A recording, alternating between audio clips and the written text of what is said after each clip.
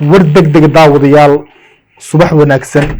ciidanka xoogga dalka Soomaaliyeed ayaa howlgaladii ugu cuslaa waxa ay ka wadaan deegaano iyo tuulooyin dhaca deegaanka Gudha waxaana dhacay duqeymihii ugu cuslaa xalay ilaa saakay nala daawada ciidanka oo gudaha u galaya howdadka ay ku dhuumaaleysanayaan kooxda qawaarjaha al-shabaab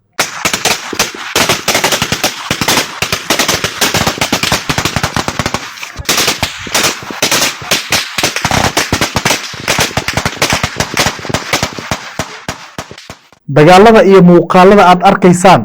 waa ciidanka xoogga dalka Soomaaliyeed oo si geesinimo leh u galay fariisin ay ku dhuumaaleysanayeen kooxda argagixisada ee al-shabaab ciidanka ayaa waxa ay ku guuleysteen inay galaan fariisinihii ugu weynaa nabadiidku ay ku lahaayeen tuulooyin hoostaga deegaanka Gudha waana barti ay kaga soo duuleen deegaankaasi dagaalkii ugu cuslaa ayaa xalay dhacay waxayna ciidanku jab xoogan ay gaarsiiyeen kooxda qawaarjaha al-shabaab ciidanka xoogga dalka Soomaaliyeed ayaa xilli habeenimo ah waxa ay weerareen goob ay isku urursanayeen nabadiidka al-shabaab waxayna ciidanku ay ku guuleysteen in dagaalkii ugu adkaa ay la galaan kooxda argagixisada ee al-shabaab rasaasta aad arkaysaan waxay dhacaysaa xilli habeen ah waana ciidanka oo weeraray goob ay ku dhuumaaleysanayeen nabadiidka waxaana abaara xal saacadu markay ahayd 4tii habeenimo xilliga geeska Afrika ay ciidanka xoogga dalka iyo kuwa daraawiisha Jubbaland ay tuulo hoostaga deegaanka Gudha ay ku qaadeen dagaal culus waxayna ciidanku ay gudaha u galeen bar ay ku daaweysanayeen kooxda nabadiidka ee al-shabaab dhaawacyadii ka soo gaaray 2 maalin ka hor deegaanka Gudha waxa halkaasi ka dhacay dagaal culus wuxuuna dagaal ka dhacay xilli habeen saad arkaysaan dhimbilaha guduudan waa waqti habeen oo ciidanku ay galeen goob nabadiidku ay ku dhuumaaleysanayeen gabaadna u ahaa isbitaalna ay ka dhigin jireen waxaana halkaasi qasaare xoogan lagu gaarsiiyay kooxda argagixisada ee al-shabaab sidoo kale saaka aroortii waxaa dhacay duqeymo xoogan oo ay sameeyeen diyaaradaha dowladda Kenya waxayna jab culus ay gaarsiiyeen kooxda nabadiidka ee al-shabaab waxaad arkayseen diyaaradaha dagaalka oo gaaf wareegaya furimaha hore ee dagaalka ay ciidanka kaga sugan yihiin deegaano ka tirsan deegaanka Gudha waxayna ciidanku sidoo kale ay ku guuleysteen in hareeraha deegaankaasi ay duqeymo xoogan ay ka geystaan diyaaradaha dagaalka waxaana sidoo kale halkaasi jab xoogan la gaarsiiyay ama lagu gaarsiiyay kooxda nabadiidka ee al-shabaab duqeymihii iyo dagaaladii ka dhacay tuulooyin hoostaga deegaanka Gudha waxaa jab xoogan lagu gaarsiiyay kooxda qawaarjaha al-shabaab diyaaradaha helicopteriska ama nooca qubaadka u kaca ayaa duqeeyay dhowr goobood oo ay ku dhuumaaleysan jireen kooxda argagixisada ee al-shabaab waxaana halkaasi ka soo gaaray jabkii ugu xooganaa sidoo kale ciidanka xoogga dalka Soomaaliyeed iyo kuwa deegaanka ama kuwa daraawiisha Jubbaland ayaa howlgalkii xalay waxa ay ku soo furteen ama ay gudaha u galeen goob kayd daawo u ahayd kooxda nabadiidka ee al-shabaab oo ay ku daaweysan jireen dhaawacyadooda waxayna ciidanku sidoo kale halkaasi kala baxsadeen Fuad Maxamed Qolof Shangole oo ka tirsanaa horjoogayaasha ugu sareeya kooxda argagixisada ee al-shabaab soo dhaawacay halkaas ay kala baxeen warka ay sidoo kale waxay sheegayaan in ciidanka xoogga dalka Soomaaliyeed ay hub iyo saanado military ay gacanta ku dhigeen barti la weeraray waxay taris weyn u ahayd kooxda argagixisada ee al-shabaab ciidankuna waxa ay ku guuleysteen in dhowr deegaan oo ka tirsan halkaasi in ay ku weeraraan kooxda nabadiidka barti ciidanku ay weerareen waxa sidoo kale ku sugnaa ajaanib ka tirsan kooxda qawaarjaha al-shabaab kuwaas oo dhib xoogan u geystay bulshada Soomaaliyeed guud ahaan Jubbada hoose iyo Jubbada dhexe waxa si xawli uga soconaya howlgalada culus oo ay wadaan ciidanka xoogga dalka Soomaaliyeed markana Shabeellaha dhexe waxa ka soconaya howlgaladii ugu cuslaa oo ay wadaan ciidanka xoogga dalka Soomaaliyeed warka aynu ka helina deegaano iyo tuulooyin dhaca gobolka Shabeellaha dhexe ayaa waxay sheegayaan deegaanka Jabadgodone iyo tuulooyin ku dhow in halkaas ay ka soconayaan howlgaladii ugu cuslaa oo ay wadaan ciidanka xoogga dalka Soomaaliyeed ciidanka ayaa weeraray dhowr goobood oo ay ku dhuumaaleysanayeen nabadiidka al-shabaab ayna weerar ka soo qaadi jireen waxayna ciidanku jab xoogan ay gaarsiiyeen kooxaha argagixisada ee al-shabaab Jabadgodone maalmahan basheekooyinkeena waad ku maqleyseen waxayna ciidanku ka sameeyeen dhaqaaqyadii ugu xooganaa oo lagu dagaalamayo kooxaha argagixisada waxayna ciidanku sidoo kale ku guuleysteen dhowr goobood oo ay ku dhuumaaleysan jireen nabadiidka al-shabaab inay ka sifeeyaan ciidanka xoogga dalka Soomaaliyeed saraakiisha ayaa inoo xaqiijiyay in ciidanka xoogga dalka oo kaashanaya kuwa deegaanka ay dhowr goobood ay weerareen oo aan ka xusi karno tuulooyin hoostaga degmada Aadan Yabaal masaajid Cali Guduud tuulooyin hoostaga degmada Mahadaay iyo deegaano kale waxayna sidoo kale ciidanku bartilmaameysadeen dhowr goobood oo ay ku dhuumaaleysan jireen nabadiidka al-shabaab waxaana sidoo kale ciidanka xoogga dalka dagaalkii saakay ka dhacay deegaano ka tirsan gobolka Shabeellaha Dhexe ay ku guuleysteen in halkaasi ku gubaan gawaari dagaal oo ay lahaayeen kooxda qawaarjaha al-shabaab.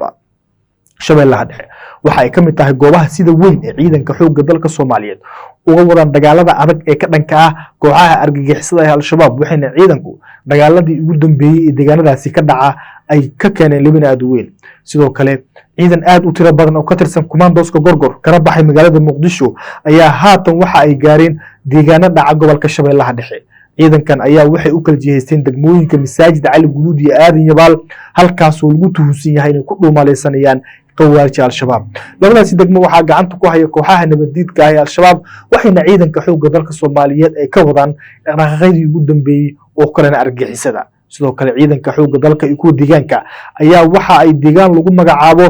Cadaan Lixi ee halkaasi ka wadaan howlgalladii ugu cuslaa oo ka dhana kooxaha argagixisada ee al-shabaab. Cadaan Lixi waxaa hoos tagtaa gobolka Shabeellaha Dhexe, waxaana halkaasi ka soconaya howlgallo ballaaran oo ay wadaan ciidanka xoogga dalka Soomaaliyeed.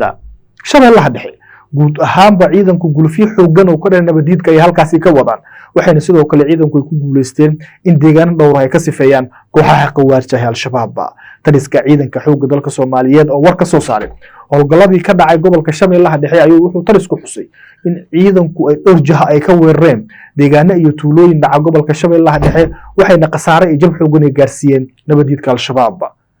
Shabeellaha Hoose ayaa ka mid ah goobaha sida weyn ee ciidanka xoogga dalka ay uga wadaan howlgallada culus ee lagula dagaalamayo kooxaha nabadiidka ee al-shabaab. waxaa halkaasi gaaray taliyaha ciidanka xoogga dalka Soomaaliyeed Saraakiil Jenaraal Odawaye Yuusuf Raage, waxa uuna kulamo degdeg la qaatay saraakiisha ciidanka xoogga dalka Soomaaliyeed ee dagaalka adag kula jira kooxaha nabadiidka ee al-shabaab. Jananka ayaa wuxuu amar degdeg ku baxshay in ciidanku ay dhaqaaqaan goob kasta oo nabadiidku ay ku dhuumaaleysanayaan ay ku dhaqaaqaan. Jenaraal Odawaye Yuusuf Raage sidoo kale waxa uu xusay in ciidanka xoogga dalka Soomaaliyeed ay dhowaan qaban doonaan goobo kale oo hor leh oo lagu tuhunsan yahay in ay ku dhuumaaleysanayaan nabadiidka al-shabaab. waxayna sidoo kale ciidanka xoogga dalka Soomaaliyeed ay dhowr jaha oo hoostaga degmada Baraawe ay ka sameeyeen howlgalladii ugu cuslaa oo ka dhana argagixisada al-shabaab. Baraawe waxay ka mid tahay deegaanada dhaca dhulka xeebta, waxayna ciidanku iyaga oo aad u tiro badan ay tuulooyin dhowr ah ay ka weerareen deegaankaasi. waxayna sidoo kale ciidanka xoogga dalka Soomaaliyeed ay ku guuleysteen in deegaanadaasi ay ka sifeeyaan kooxda nabadiidka ee al-shabaab. howlgalku wuxuu ka soconayaa jidka dheer ee xiriiriya degmooyinka Baraawe iyo Kutuwaarey oo ah wada dheer oo dhacda xeebta, waxayna ciidanku tuulooyinkaasi ay nadiifin ama ay ka nadiifiyeen kooxaha nabadiidka ee al-shabaab. sidoo kale ciidanka ayaa ku guuleystay in ay halkaasi ka sameeyaan miina baaris, waxayna ku guuleysteen inay soo bixiyaan dhowr miino oo ay nabadiidku ku duugeen deegaanadaasi, waxayna la rabeen waxyeelo inay soo gaarto shacabka isticmaala jidadkaasi. wararka ayaa sidoo kale waxay intaasi ku darayaan in ciidanka xoogga dalka Soomaaliyeed ay guud ahaanba haatan wadaan abaabulkii ugu xoogganaa oo ka dhanay nabadiidka al-shabaab, waxayna deegaano dhaca dhulka xeebta ee degmooyinka Marka iyo Baraawe ay ka wadaan abaabulkii ugu xoogganaa oo ka dhanay argagixisada al-shabaab. taliyaha ciidanka xoogga dalka Soomaaliyeed oo haatan ku sugan deegaanka Dhanaane ayaa waxa uu kulamo la leeyahay cutubyo ka tirsan saraakiisha ciidanka xoogga dalka ama cutubyo ka tirsan ciidanka xoogga dalka, qaasatan saraakiisha hogaaminaysa ciidankaasi. waxa uuna taliyuhu amray in ciidanku ay dhaqaaqaan ay isku furaan wadooyin jidka dheer u dhaxeeya magaalooyinka Muqdisho iyo Marka, halkaas oo ku dhuumaaleysanayaan kooxda argagixisada ee al-shabaab. jidka Dhanaane waa wada dheer ee xiriirisa deegaanka Jaziira oo hoos tagta magaalada Muqdisho ilaa degmada Marka, waxayna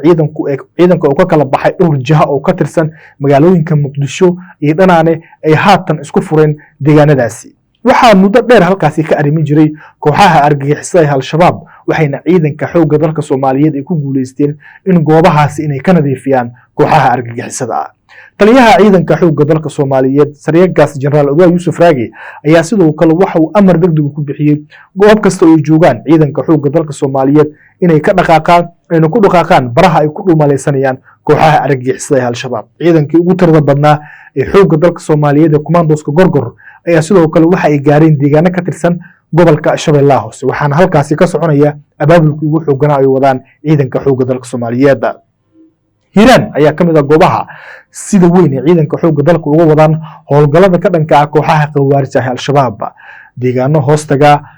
Teedaan iyo tuulooyin hoostaga degmada Maxaas ay ciidamada howlgallada ay ka wadaan, waxayna sidoo kale ciidamada howlgallada ballaaran ay ka wadaan tuulooyin hoostaga deegaanka Moqokori ee gobolka Hiiraan. iyadoona ciidanku dhaqaaqyadii ugu xooganaa ee halkaasi ka wadaan. Buurdaar ayaa ka mid ah goobaha sida weyn ee ciidanka xoogga dalka Soomaaliyeed ay uga wadaan howlgallada ka dhanka ah kooxaha argagixisada ee Al-Shabaab. Deegaanka Teedaan Saaka waxaa ka dhacay dagaal kooban oo u dhexeeyay ciidanka xoogga dalka Soomaaliyeed oo kaashanaya macuusleyda, waxayna ciidanku ay ku guuleysteen in deegaankaasi ay ka nadiifiyaan koox yar oo ka tirsan nabadiidka Al-Shabaab oo deegaanka soo weeraray. Guud ahaan gobolada dalka waxaa si xawli iyo dardar loogu soconaya howlgallada culus oo ay wadaan ciidanka xoogga dalka Soomaaliyeed. Ciidankuna maalmahanba waxa ay ku raajoogeen firxadka kooxda nabadiidka Al-Shabaab ee ku dhuumaalaysanaya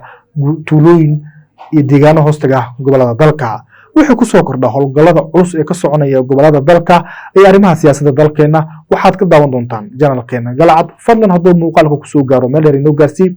channelkana subscribe inoo dheh. waa mahadsantihiin.